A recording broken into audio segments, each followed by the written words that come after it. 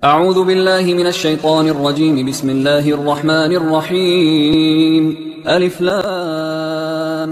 ميم. ذلك كتاب لا ريب فيه هدى للمتقين الذين يؤمنون بالغيب ويقيمون الصلاة ومما رزقناهم ينفقون والذين يؤمنون بما أنزل إليك وما أنزل من قبلك وبالآخرة هم يوقنون أولئك على هدى من ربهم وأولئك هم المفلحون. إن الذين كفروا سواء عليهم أأنذرتهم أم لم تنذرهم لا يؤمنون. ختم الله على قلوبهم وعلى سمعهم وعلى أبصارهم غشاوة ولهم عذاب عظيم. ومن الناس من يقول آمنا بالله وباليوم الآخر وما هم بمؤمنين يخادعون الله والذين آمنوا وما يخدعون إلا أنفسهم وما يشعرون. في قلوبهم مرض فزادهم الله مرضا ولهم عذاب أليم بما كانوا يكذبون. وإذا قيل لهم لا تفسدوا في الأرض قالوا إنما نحن مصلحون ألا إنهم هم المفسدون ولكن لا يشعرون. وإذا قيل لهم آمنوا كما آمن الناس قالوا أنؤمن كما آمن السفهاء ألا إنهم هم السفهاء ولكن لا يعلمون. وإذا لقوا الذين آمنوا قالوا آمنا وإذا خلوا إلى شياطينهم قالوا إنا معكم إنما نحن مستهزئون. الله يستهزئ بهم ويمدهم في طغيانهم يعمهون. أولئك الذين اشتروا الضلالة بالهدى فما ربحت تجارتهم وما كانوا مهتدين. مثلهم كمثل الذي استوقد نارا فلما أضاءت ما حوله ذهب الله بنورهم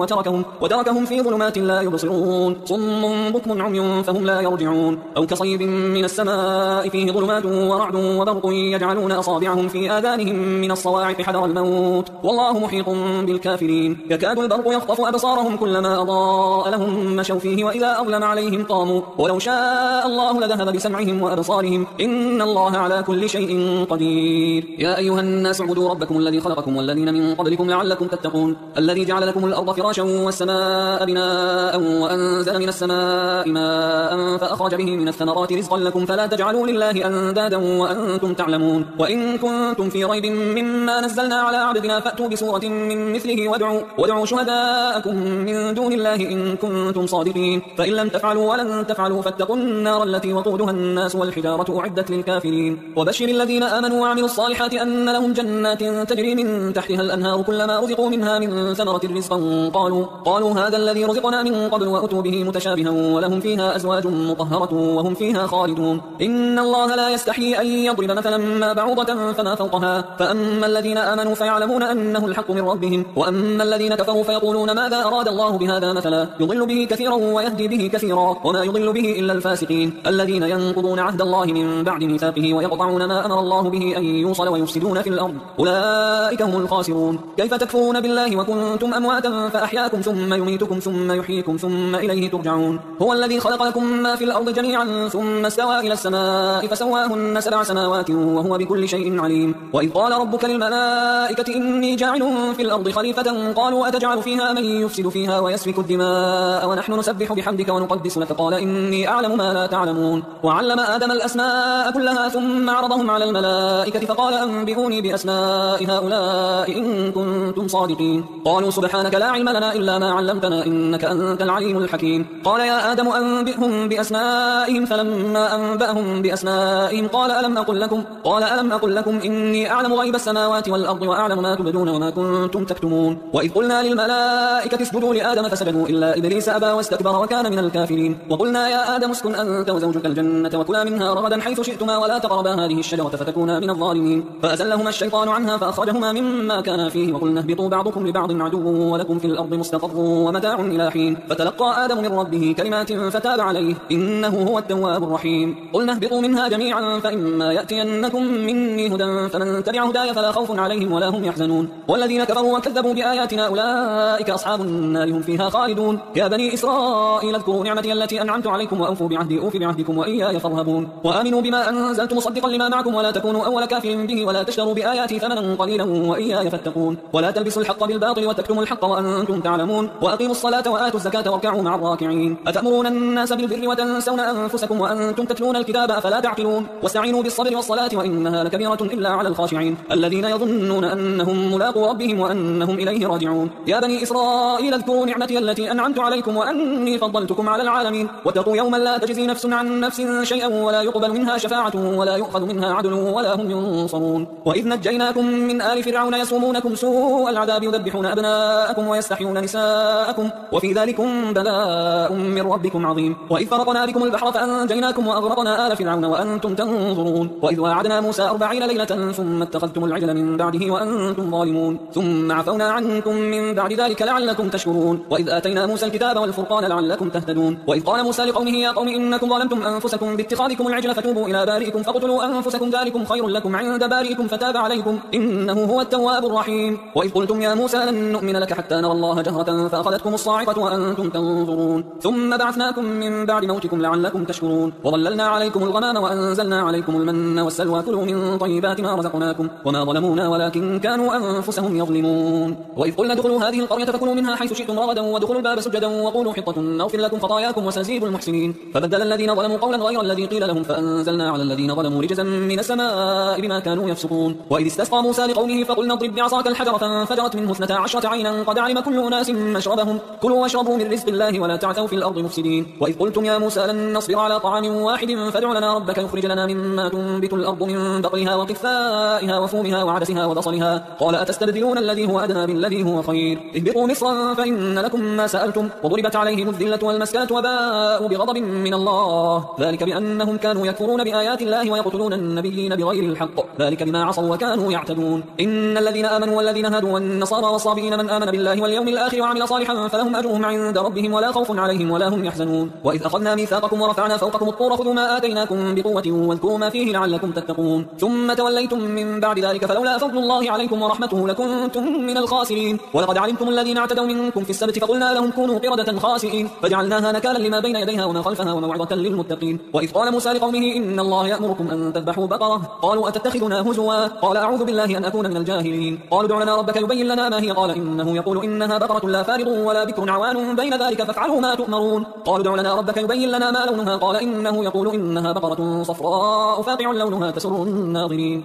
قالوا ادع لنا ربك يبين لنا ما هي إن البقرة تشابه علينا وإنا إن شاء الله لمهتدون. قال إنه يقول إنها بقرة لا ذلول تثير الأرض ولا تسقي الحرث مسلمة لا شية فيها قالوا الآن جئت بالحق فذبحوها وما كادوا يفعلون. وإذ قتلتم نفسا فادارأتم فيها والله مخرج ما كنتم تكتمون فقلنا اضربوه ببعضها كذلك يحيي الله الموتى ويريكم آياته لعلكم تعقلون. ثم قست قلوبكم من بعد ذلك فهي كالحجارة أو أشد قسوة وإن من الحجارة لما يتفجر منه الأنهار وإن منها لما يشقق فيخرج منه الماء وإن منها لما يهبط من خشية الله وما الله بغافل عما تعملون. أفتطمعون أن يؤمنوا لكم وقد كان فريق منهم يسمعون كلام الله ثم يحرفونه من بعد ما عقلوه وهم يعلمون. وإذا لقوا الذين آمنوا قالوا آمنا وإذا خلا بعضهم إلى بعض قالوا أتحدثونهم بما فتح الله عليكم ليحاجوكم به عند ربكم أفلا تعقلون. أولا يعلمون أن الله يعلم ما يسرون وما يعلنون ومنهم أميون لا يعلمون الكتاب إلا أماني وإنهم إلا يظنون. فويل للذين يكتبون الكتاب بأيديهم ثم يقولون هذا من عند الله ليشتروا به ثمنا قليلا فويل لهم مما كتبت أيديهم وويل لهم مما يكسبون. وقالوا لن تمسنا النار إلا أياما معدودة قل أتخذتم عند الله عهدا فلن يخلف الله عهده أم تقولون على الله ما لا تعلمون. بلى من كسب سيئة وأحاطت به خطيئته فأولئك أصحاب النار هم فيها خالدون والذين آمنوا وعملوا الصالحات أولئك أصحاب الجنة هم فيها خالدون. وإذ أخذنا ميثاق بني إسرائيل لا تعبدون إلا الله وبالوالدين إحسانا وذي القربى واليتامى والمساكين وقولوا للناس حسنا وأقيموا الصلاة وآتوا الزكاة ثم توليتم إلا قليلا منكم وأنتم معرضون. وإذ أخذنا ميثاقكم لا تسفكون دماءكم ولا تخرجون أنفسكم من دياركم ثم أقررتم وأنتم تشهدون ثم أنتم هؤلاء تقتلون أنفسكم وتخرجون فريقا منكم من ديارهم تظاهرون عليهم بالإثم والعدوان وإن يأتوكم أسارى تفادوهم وهو محرم عليكم إخراجهم أفتؤمنون ببعض الكتاب وتكفرون ببعض فما جزاء من يفعل ذلك منكم إلا خزي في الحياة الدنيا ويوم القيامة يردون إلى أشد العذاب وما الله بغافل عما تعملون. أولئك الذين اشتروا الحياة الدنيا بالآخرة فلا يخفف عنهم العذاب ولا هم ينصرون. ولقد آتينا موسى الكتاب وقفينا من بعده بالرسل وآتينا عيسى ابن مريم البينات وأيدناه بروح القدس أفكلما جاءكم رسول بما لا تهوى أنفسكم استكبرتم ففريقا كذبتم وفريقا تقتلون. وقالوا قلوبنا غلف بل لعنهم الله بكفرهم فقليلا ما يؤمنون. ولما جاءهم كتاب من عند الله مصدق لما معهم وكانوا من قبل يستفتحون على الذين كفروا فلما جاءهم ما عرفوا كفروا به فلعنة الله على الكافرين. بئس ما اشتروا به أنفسهم أن يكفروا بما أنزل الله بغيا أن ينزل الله من فضله على من يشاء من عباده فباءوا بغضب على غضب وللكافرين عذاب مهين. وإذا قيل لهم آمنوا بما أنزل الله قالوا نؤمن بما أنزل علينا ويكفرون بما وراءه وهو الحق مصدقا لما معهم قل فلم تقتلون أنبياء الله من قبل إن كنتم مؤمنين ولقد جاءكم موسى بالبينات ثم اتخذتم العجل من بعده وأنتم ظالمون. وإذ أخذنا ميثاقكم ورفعنا فوقكم الطور خذوا ما آتيناكم بقوة واسمعوا قالوا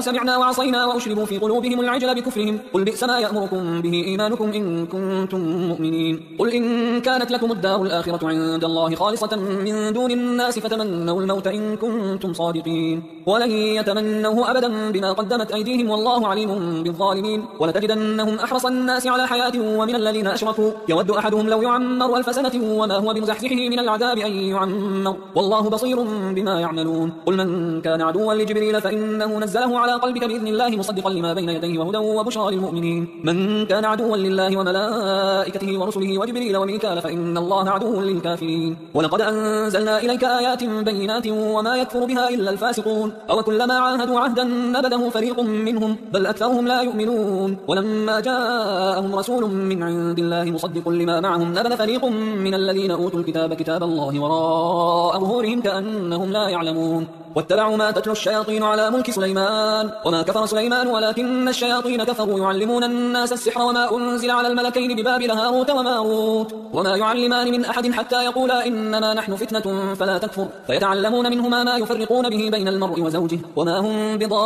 بضارين به من أحد إلا بإذن الله ويتعلمون ما يضرهم ولا ينفعهم ولقد علموا لمن اشتراه ما له في الآخرة من خلاق ولبئس ما شروا به أنفسهم لو كانوا يعلمون. ولو أنهم آمنوا واتقوا لمثوبة من عند الله خير لو كانوا يعلمون. يا أيها الذين آمنوا لا تقولوا راعنا وقولوا انظرنا واسمعوا وللكافرين عذاب أليم. ما يود الذين كفروا من أهل الكتاب ولا المشركين أن ينزل عليكم من خير من ربكم والله يختص برحمته من يشاء والله ذو الفضل العظيم. ما ننسخ من آية أو ننسها نأتي بخير منها أو مثلها ألم تعلم أن الله على كل شيء قدير ألم تعلم أن الله له ملك السماوات والأرض وما لكم من دون الله من ولي ولا نصير. أم تريدون أن تسألوا رسولكم كما سئل موسى من قبل ومن يتبدل الكفر بالإيمان فقد ضل سواء السبيل. ود كثير من أهل الكتاب لو يردونكم من بعد إيمانكم كفارا حسدا من عند أنفسهم من بعد ما تبين لهم الحق فاعفوا واصفحوا حتى يأتي الله بأمره إن الله على كل شيء قدير. وأقيموا الصلاة وآتوا الزكاة وما تقدموا لأنفسكم من خير تجدوه عند الله إن الله بما تعملون بصير. وقالوا لن يدخل الجنة إلا من كان هودا أو نصارى تلك أمانيهم قل هاتوا برهانكم إن كنتم صادقين بلى من أسلم وجهه لله وهو محسن فله أجره عند ربه ولا خوف عليهم ولا هم يحزنون. وقالت اليهود ليست النصارى على شيء وقالت النصارى ليست اليهود على شيء وهم يتلون الكتاب كذلك قال الذين لا يعلمون مثل قولهم فالله يحكم بينهم يوم القيامة فيما كانوا فيه يختلفون. ومن أظلم ممن منع مساجد الله أن يذكر فيها اسمه وسعى في خرابها أولئك ما كان لهم أن يدخلوها إلا خائفين لهم في الدنيا خزي ولهم في الآخرة عذاب عظيم. ولله المشرق والمغرب فأينما تولوا فثم وجه الله إن الله واسع عليم. وقالوا اتخذ الله ولدا سبحانه بل له ما في السماوات والأرض كل له قانتون بديع السماوات والأرض وإذا قضى أمرا فإنما يقول له كن فيكون. وقال الذين لا يعلمون لولا يكلمنا الله أو تأتينا آية كذلك قال الذين من قبلهم مثل قولهم تشابهت قلوبهم قد بينا الآيات لقوم يوقنون إنا أرسلناك بالحق بشيرا ونذيرا ولا تسأل عن أصحاب الجحيم. ولن ترضى عنك اليهود ولا النصارى حتى تتبع ملتهم قل إن هدى الله هو الهدى ولئن اتبعت أهواءهم بعد الذي جاءك من العلم ما لك من الله من ولي ولا نصير. الذين آتيناهم الكتاب يتلونه حق تلاوته أولئك يؤمنون به ومن يكفر به فأولئك هم الخاسرون. يا بني إسرائيل اذكروا نعمتي التي أنعمت عليكم وأني فضلتكم على العالمين واتقوا يوما لا تجزي نفس عن نفس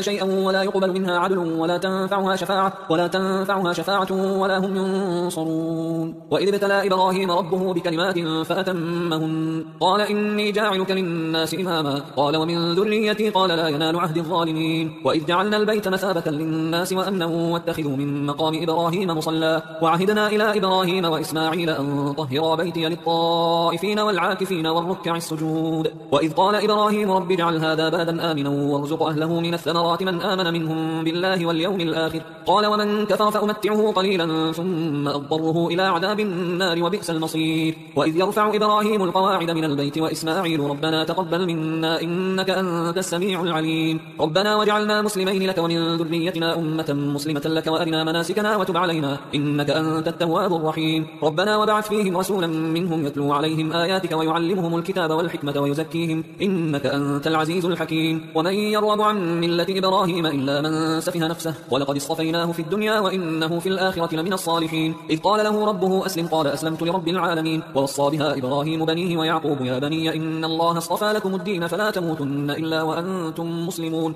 أم كنتم شهداء إذ حضر يعقوب الموت إذ قال لبنيه ما تعبدون من بعدي قالوا نعبد إلهك وإله آبائك إبراهيم وإسماعيل وإسحاق إلها واحدا ونحن له مسلمون تلك أمة قد خلت لها ما كسبت ولكم ما كسبتم ولا تسألون عما كانوا يعملون وقالوا كونوا هودا أو نصارى تهتدوا قل بل ملة إبراهيم حنيفا وما كان من المشركين قولوا آمنا بالله وما أنزل إلينا وما أنزل إلى إبراهيم وإسماعيل وإسحاق ويعقوب والأسباط وما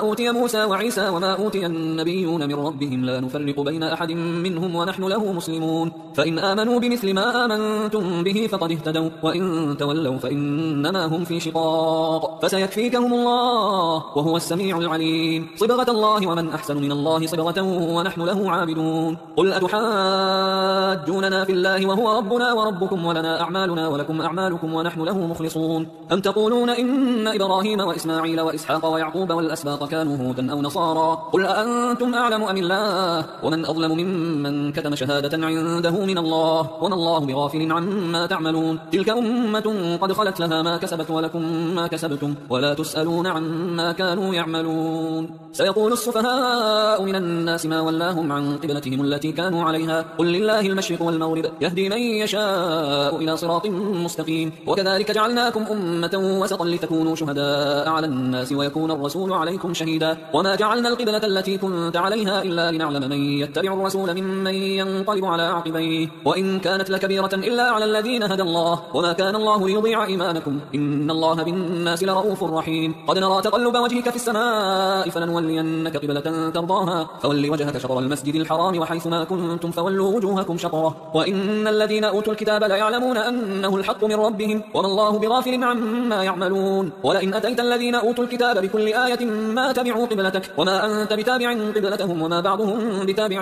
قبلة بعض ولئن اتبعت أهواءهم من بعد ما جاءك من العلم إنك إذا لمن الظالمين الذين آتيناهم الكتاب يعرفونه كما يعرفون أبناءهم وإن فريقا منهم ليكتمون الحق وهم يعلمون الحق من ربك فلا تكونن من الممترين ولكل وجهة هو موليها فاستبقوا الخيرات أينما تكونوا يأتي بكم الله جميعا إن الله على كل شيء قدير ومن حيث خرجت فول وجهك شطر المسجد الحرام وإنه للحق من ربك وما الله بغافل عما تعملون ومن حيث خرجت فول وجهك شطر المسجد الحرام وحيث ما كنتم فولوا وجوهكم شطره لئلا يكون للناس عليكم حجة إلا الذين ظلموا منهم فلا تخشوهم واخشوني ولأتم نعمتي عليكم ولعلكم تهتدون كما أرسلنا فيكم رسولا منكم يتلو عليكم آياتنا ويزكيكم ويعلمكم الكتاب والحكمة ويعلمكم ما لم تكونوا تعلمون فاذكروني أذكركم واشكروا لي ولا تكفرون يا أيها الذين آمنوا استعينوا بالصبر والصلاة إن الله مع الصابرين ولا تقولوا لمن يقتل في سبيل الله أموات بل أحياء ولكن لا تشعرون ولنبلونكم بشيء من الخوف والجوع ونقص من الأموال والأنفس والثمرات وبشر الصابرين الذين إذا أصابتهم مصيبة قالوا إنا لله وإنا إليه راجعون أولئك عليهم صلوات من ربهم ورحمة وأولئك هم المهتدون إن الصفا والمروة من شعائر الله فمن حج البيت أو اعتمر فلا جناح عليه أن يطوف بهما ومن تطوع خيرا فإن الله شاكر عليم إن الذين يكتمون ما أنزلنا من البينات والهدى من بعد ما بيناه للناس في الكتاب أولئك يلعنهم الله ويلعنهم اللاعنون إلا الذين تابوا وأصلحوا وبينوا فأولئك أتوب عليهم وأنا التواب الرحيم إن الذين كفروا وماتوا وهم كفار أولئك عليهم لعنة الله والملائكة والناس أجمعين خالدين فيها لا يخفف عنهم العذاب ولا هم ينظرون وإلهكم إله واحد لا إله إلا هو الرحمن الرحيم إن في خلق السماوات والأرض واختلاف الليل والنهار والفلك التي تجري في البحر بما ينفع الناس وما أنزل الله من السماء من ماء فأحيا به الأرض بعد موتها وبث فيها من كل دابة وتصريف الرياح والسحاب المسخر بين السماء والأرض الأرض لآيات لقوم يعقلون ومن الناس من يتخذ من دون الله أندادا يحبونهم كحب الله والذين آمنوا أشد حبا لله ولو يرى الذين ظلموا إذ يرون العذاب أن القوة لله جميعا وأن الله شديد العذاب إذ تبرأ الذين اتبعوا من الذين اتبعوا ورأوا العذاب وتقطعت بهم الأسباب وقال الذين اتبعوا لو أن لنا كرة فنتبرأ منهم كما تبرأوا منا كذلك يريهم الله أعمالهم حسرات عليهم وما هم بخارجين من النار يا أيها الناس كلوا مما في الأرض حلالا طيبا ولا تتبعوا خطوات الشيطان إنه لكم عدو مبين إنما يأمركم بالسوء والفحشاء وأن تقولوا على الله ما لا تعلمون وإذا قيل لهم اتبعوا ما أنزل الله قالوا بل نتبع ما ألفينا عليه آباءنا أولو كان آباؤهم لا يعقلون شيئا ولا يهتدون ومثل الذين كفروا كمثل الذي ينعق بما لا يسمع إلا دعاء ونداء صم بكم عمي فهم لا يعقلون يا أيها الذين آمنوا كلوا من طيبات ما رزقناكم واشكروا لله إن كنتم إياه تعبدون إنما حرم عليكم الميتة والدم ولحم الخنزير وما أهل به لغير الله فمن اضطر غير باغ ولا عاد فلا إثم عليه إن الله غفور رحيم إن الذين يكتمون ما أنزل الله من الكتاب ويشترون به ثمنا قليلا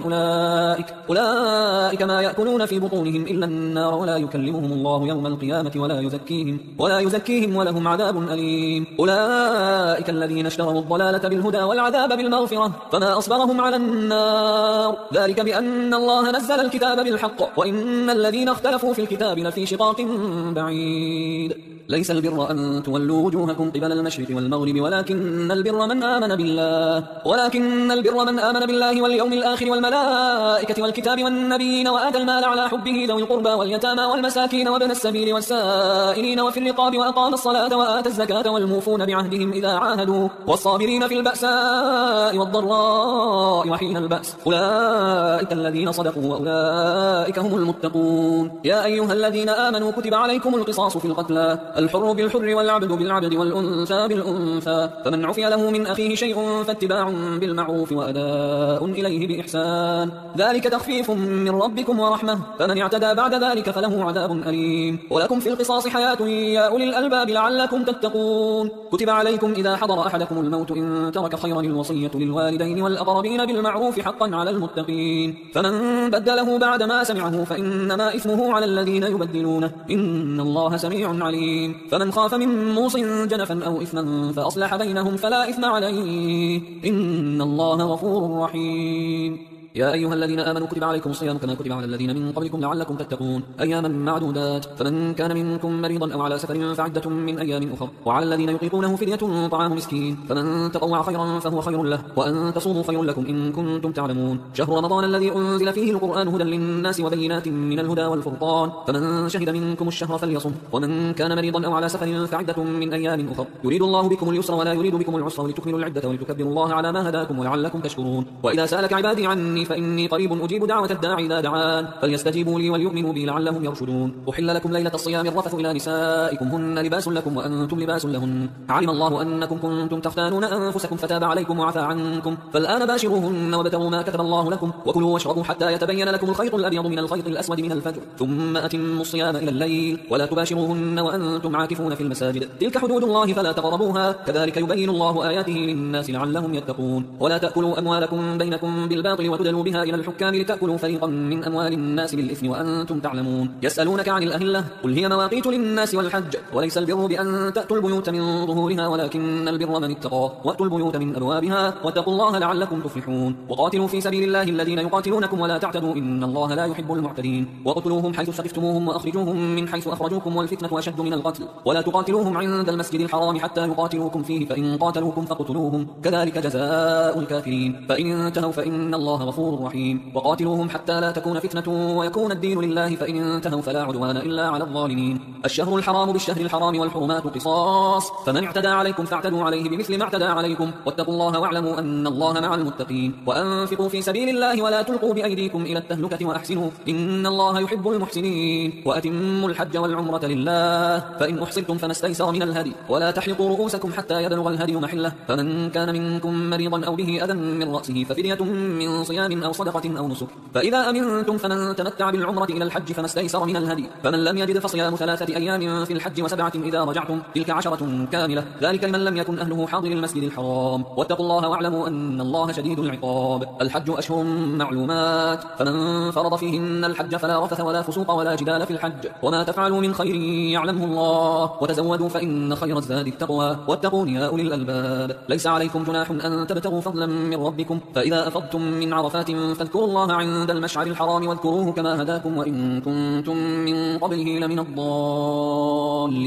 ثم أفيضوا من حيث أفاض الناس واستغفروا الله إن الله غفور رحيم. فإذا قضيتم مناسككم فاذكروا الله كذكركم آباءكم أو أشد ذكرا. فمن الناس من يقول ربنا آتنا في الدنيا وما له في الآخرة من خلاق، ومنهم من يقول ربنا آتنا في الدنيا حسنة وفي الآخرة حسنة وقنا عذاب النار. أولئك لهم نصيب مما كسبوا والله سريع الحساب. واذكروا الله في أيام معدودات، فمن تعجل في يومين فلا إثم عليه ومن تأخر فلا إثم عليه لمن اتقى، واتقوا الله واعلموا أنكم إليه تحشرون. ومن الناس من يعجبك قوله في الحياة الدنيا ويشهد الله على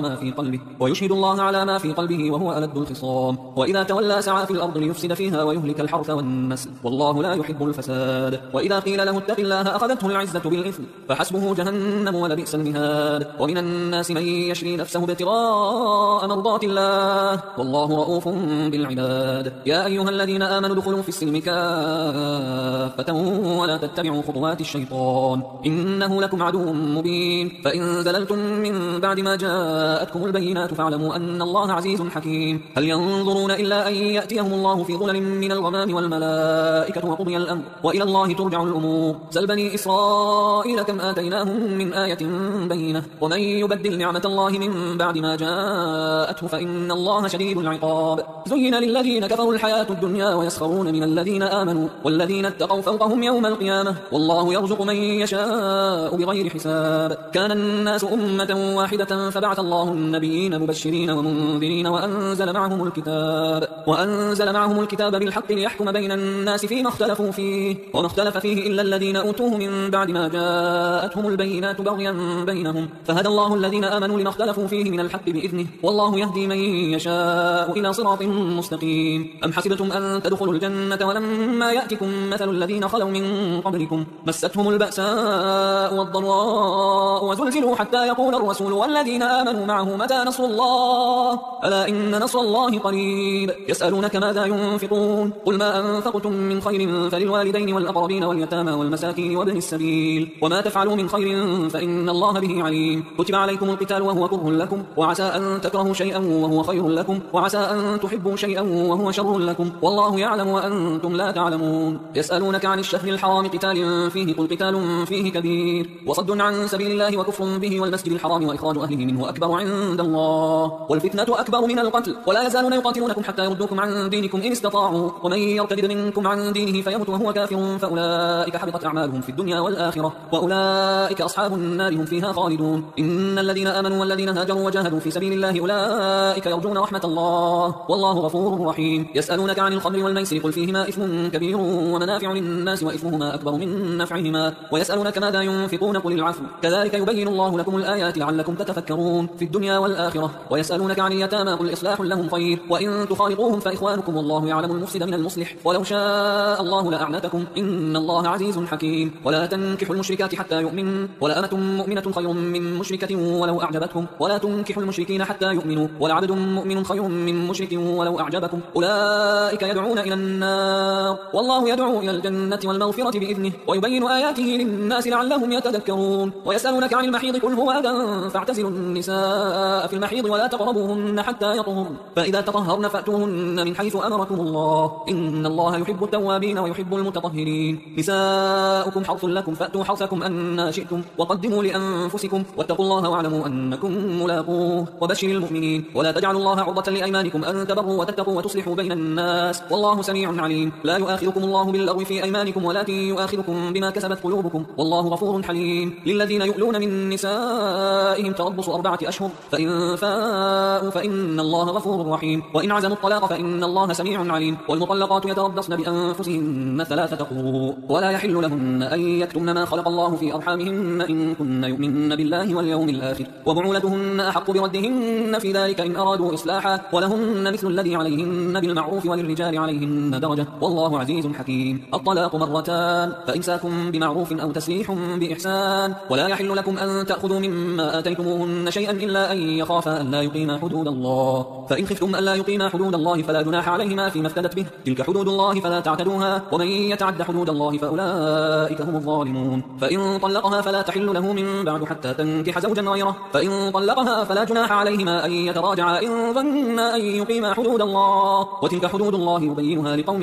يعلمون. وإذا طلقتم النساء فبلغن أجلهن فأمسكوهن بمعروف أو سرحوهن بمعروف، ولا تمسكوهن ضرارا لتعتدوا، ومن يفعل ذلك فقد ظلم نفسه. ولا تتخذوا آيات الله هزوا، واذكروا نعمة الله عليكم وما أنزل عليكم من الكتاب والحكمة يعظكم به، واتقوا الله واعلموا أن الله بكل شيء عليم. وإذا طلقتم النساء فبلغن أجلهن فلا تعضلوهن أن ينكحن أزواجهن إذا تراضوا بينهم بالمعروف، ذلك يوعظ به من كان منكم يؤمن بالله واليوم الآخر، ذلكم أزكى لكم وأطهر، والله يعلم وأنتم لا تعلمون. والوالدات يرضعن أولادهن حولين كاملين لمن أراد أن يتم الرضاعة، وعلى المولود له رزقهن وكسوتهن بالمعروف، لا تكلف نفس إلا وسعها، لا تضار والدة بولدها ولا مولود له بولده، وعلى الوارث مثل ذلك، فإن أرادا فصالا عن تراض منهما وتشاور فلا جناح عليهما. وإن أردتم أن تسترضعوا أولادكم فلا جناح عليكم إذا سلمتم ما آتيتم بالمعروف، واتقوا الله واعلموا أن الله بما تعملون بصير. والذين يتوفون منكم ويذرون أزواجا يتربصن بأنفسهن 4 أشهر وعشرا، فإذا بلغن أجلهن فلا جناح عليكم فيما فعلن في أنفسهن بالمعروف، والله بما تعملون خبير. ولا جناح عليكم فيما عرضتم به من خطبة النساء أو أكننتم في أنفسكم، علم الله أنكم ستذكرونهن ولكن لا تواعدوهن سرا إلا أن تقولوا قولا معروفا، ولا تعزموا عقدة النكاح حتى يبلغ الكتاب أجله، واعلموا أن الله يعلم ما في أنفسكم فاحذروه، واعلموا أن الله غفور حليم. لا جناح عليكم إن طلقتم النساء ما لم تمسوهن أو تفرضوا لهن فريضة،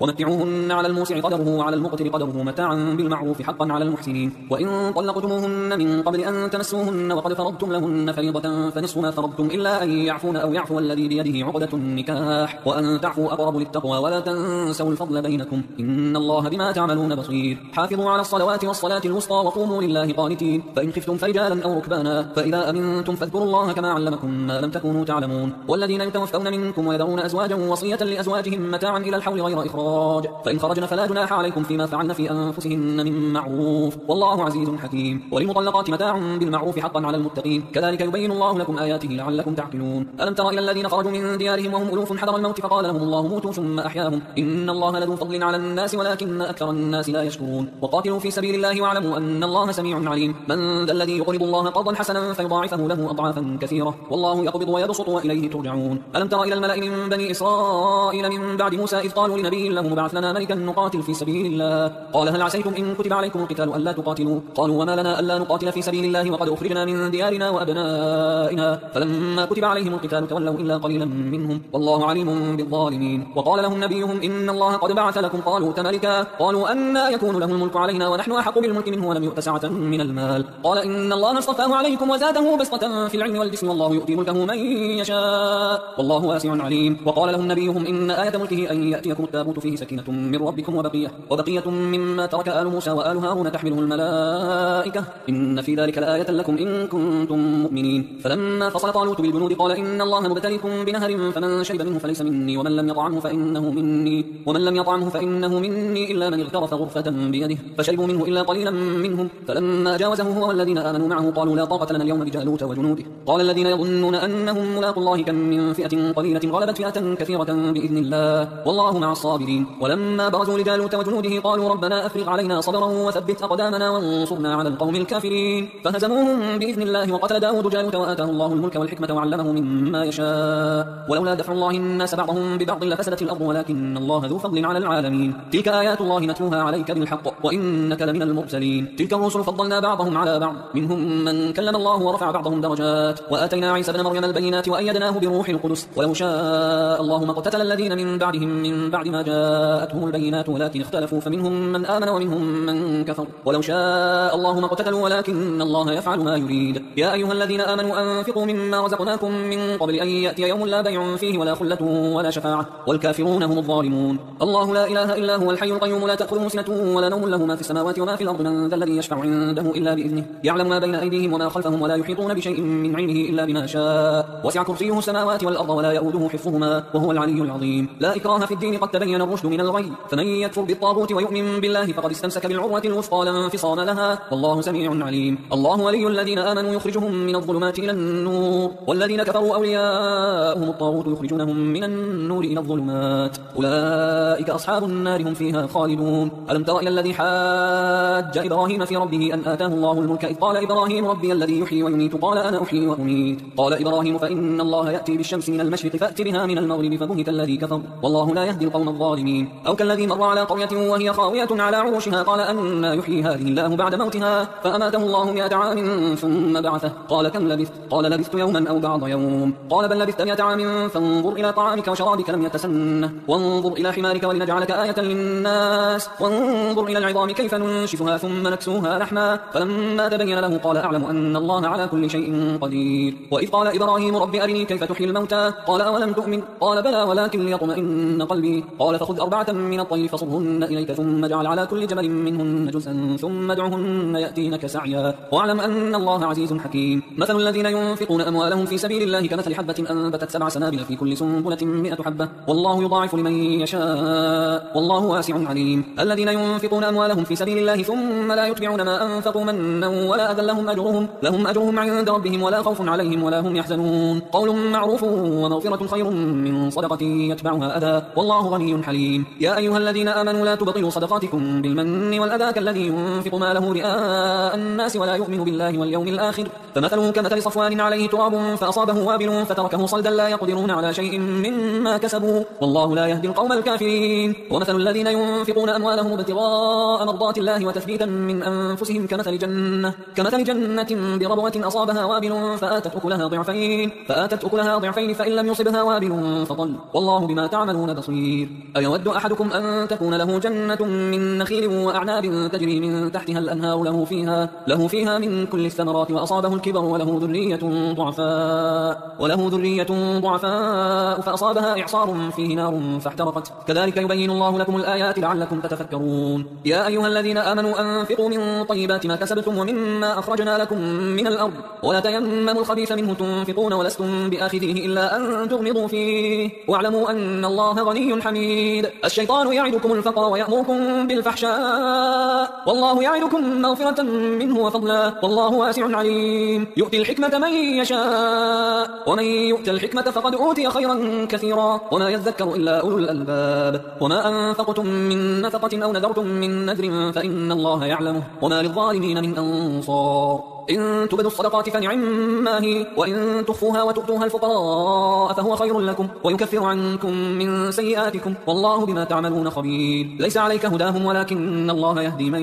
يشاء وما تنفقوا من خير فلأنفسكم وما تنفقون إلا ابتغاء وجه الله وما تنفقوا من خير يوفى إليكم وأنتم لا تظلمون للفقراء الذين أحصروا في سبيل الله لا يستطيعون ضربا في الأرض يحسبهم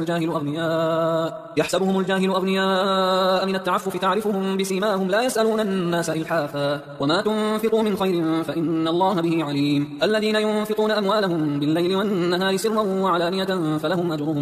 أجرهم عند ربهم ولا خوف عليهم ولا هم يحزنون الذين يأكلون الربا لا يقومون إلا كما يقوم الذي يتخبطه الشيطان من المس ذلك بأنهم قالوا إنما البيع مثل الربا وأحل الله البيع وحرم الربا فمن جاءه موعظة من ربه فانتهى فله ما سلف وأمره إلى الله ومن عاد فأولئك أصحاب النار هم فيها خالدون يمحق الله الربا ويربي الصدقات والله لا يحب كل كفار أثيم إن الذين آمنوا وعملوا الصالحات وأقاموا الصلاة وآتوا الزكاة لهم أجرهم عند ربهم ولا خوف عليهم ولا هم يحزنون يا أيها الذين آمنوا اتقوا الله وذروا ما بقي من الربا إن كنتم مؤمنين فإن لم تفعلوا فأذنوا بحرب من الله ورسوله وإن تبتم فلكم رؤوس أموالكم لا تظلمون ولا تظلمون وإن كان ذو عسرة فنظرة إلى ميسرة وأن تصدقوا خير لكم إن كنتم تعلمون واتقوا يوما ترجعون فيه إلى الله ثم توفى كل نفس ما كسبت وهم لا يظلمون يا أيها الذين آمنوا إذا تداينتم بدين إلى أجل مسمى فاكتبوه وليكتب بينكم كاتب بالعدل ولا يأبى كاتب أن يكتب كما علمه الله فليكتب وليملل الذي عليه الحق وليتق الله ربه ولا يبخس منه شيئا فإن كان الذي عليه الحق سفيها أو ضعيفا أو لا يستطيع أن يمله فليملل وليه بالعدل واستشهدوا شهيدين من رجالكم فإن لم يكونا رجلين فرجل وامرأتان ممن ترضون من الشهداء أن تضل إحداهما فتذكر إحداهما الأخرى ولا يأبى الشهداء الشهداء إذا ما دعوا، ولا تسأموا أن تكتبوه صغيرا أو كبيرا إلى أجله،